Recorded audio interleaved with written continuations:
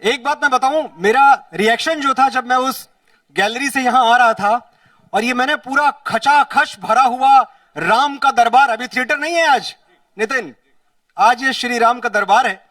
जब मैंने ये थिएटर भरा हुआ देखा तो मुझे बड़ी खुशी हुई अंदर से, और खुशी इसलिए हुई कि हम फिल्म वालों को दोस्तों भरी हुई कुर्सियां देखकर वही खुशी होती है जो आज से 7,500 वर्ष पहले अपनी भरी हुई गोद देखकर मां कौशल्या को हुई होगी। हम उतने ही खुश होते हैं। आप जितनी चाहे तालियां बजा सकते हैं क्योंकि आज भगवान श्री राम का दिन है, कोई पाबंदी नहीं है, कोई रोक टोक नहीं है। और देखिए ये दिन बहुत बड़ा है। ये दिन बड़ा क्यों है? ये दिन बड़ा इसलिए है, पहली बात कि भारत की सबसे बहुप्रतीक्षित फिल्म का ट्रेलर आज लॉन्च होने वाला है, बस थोड़ी देर में आपके सामने। और यह दिन इसलिए भी बड़ा है कि आज से तकरीबन 26 साल पहले जो सपना अपनी आंखों में लिए आदरणीय श्री गुलशन कुमार जी भगवान शंकर के चरणों पर सर रखकर हमेशा हमेशा के लिए सो गए थे, आज उस सपने को पूर्णाहुति मिलने वाली है। मैं गुलशन कुमार जी की मौजूदगी यहां इन खाली कुर्सियों पे देख सकता हूं अदृश्य रूप से। मुझे पता है वो यहीं कहीं हैं और अपने स्वप्न को विजयी होता देखकर मंद मंद मुस्कुरा रहे हैं। मैं चाहता हूं गुलशन कुमार जी की स्मृति के लिए एक बार ये पूरा थिएटर तालियां बजा दे। Thank you. और एक सवाल जो बहुत बार मुझसे पूछा गया, आपके मन में भी होगा कि भैया ये 2023 चल रहा है, 2023, यानी भगवान श्री राम को इस धरती पर आए, अपनी लीलाएं दिखाए, तकरीबन 7,500 साल, नितिन तकरीबन 7,500 वर्ष बीत चुके हैं। तो 7,500 वर्ष बाद ये कहानी दोहरानी जरूरी क्यों है? क्यों आपको राम कथा सुनाई जा रही है और क्यों आप सुने?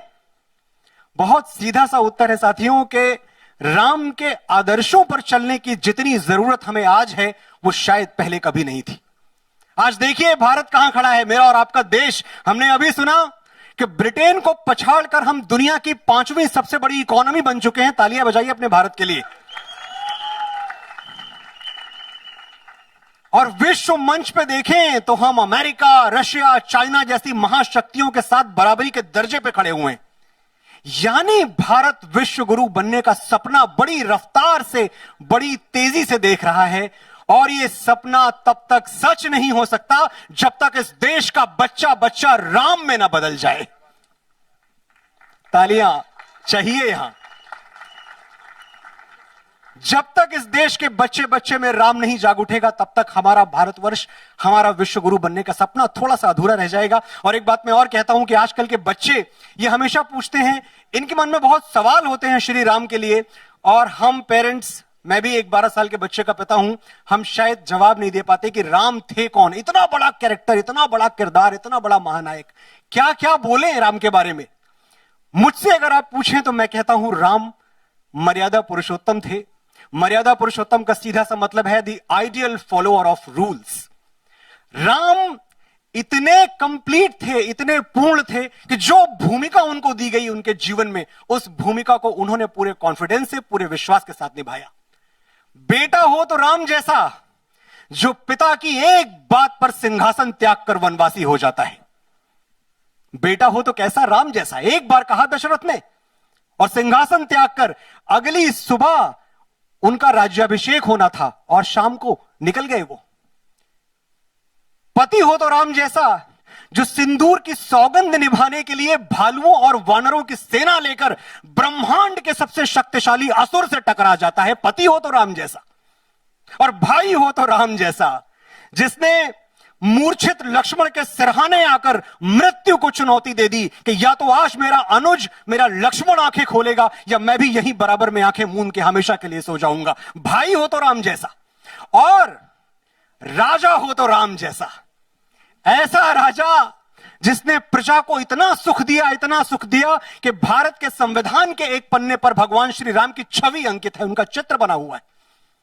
महात्मा गांधी जैसा अलौकिक पुरुष, युग पुरुष, यह स्वप्न देखता था कि एक दिन इस भारतवर्ष की गली गली, कस्बा कस्बा, नगर नगर, गांव गांव अयोध्या में बदल जाएगा। एक दिन इस भारतवर्ष में राम राज्य आएगा। यह सपना गांधी देखते थे। और मेरे साथियों, देशभक्त हो, पेट्रियट हो तो राम जैसा। अपने बाहुबल से जीती थी भगवान श्री राम ने लंका, लेकिन जब लंका का सिंहासन उनके सामने था और लक्ष्मण ने कहा कि बैठिए, अब तो लंका आपकी है, सोने की लंका आपकी है, भगवान श्री राम ने कहा कि ये सोने की लंका मेरे मन को भा नहीं रही लक्ष्मण, क्योंकि मां और मातृभूमि से बढ़कर इस दुनिया में कुछ और नहीं हो सकता। जननी जन्म भूमिश्च स्वर्गादपि गरीयसी, भगवान श्री राम ने कहा था। और पुरुष हो तो कैसा? श्री राम जैसा। पुरुष हो तो श्री राम जैसा, सजे माथे पे चंदन, हे रघुनंदन हाथ में बाण धनुष हो, पुरुषार्थ तुम्हारा कभी न हारा, तुम तो आदि पुरुष हो। क्या बात है नितिन, शायद यही जादू है, यही चमत्कार है, यही मिरेकल है राम नाम का। ये ट्रेलर चल रहा था और पता नहीं कितनी बार, कितनी अच्छी फिल्में जो भूषण जी ने बनाई हैं, जो ओम ने बनाई हैं, हमने सैकड़ों बार ये मोमेंट्स विटनेस किए हैं कि हाँ, एक अच्छा ट्रेलर हमने देखा और एक यूफोरिया, एक क्रेज लोगों में सुनाई पड़ा, देखने को मिला।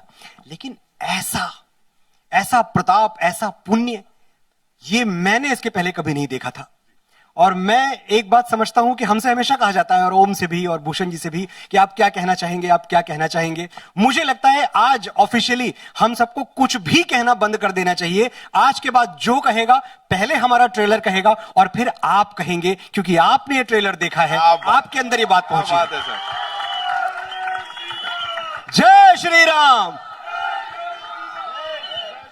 तो साथियों, मैं समझता हूं कि जो 140 करोड़ भारतवासी हैं, अब उनको आदि पुरुष के बारे में बात करनी है। हमारा काम हो गया। हमारा काम ये फिल्म, इसका कथानक, श्री राम का चरित्र पूरी श्रद्धा के साथ, पूरे डिवोशन के साथ आप तक पहुंचाना था। यहां से आप संभालिए।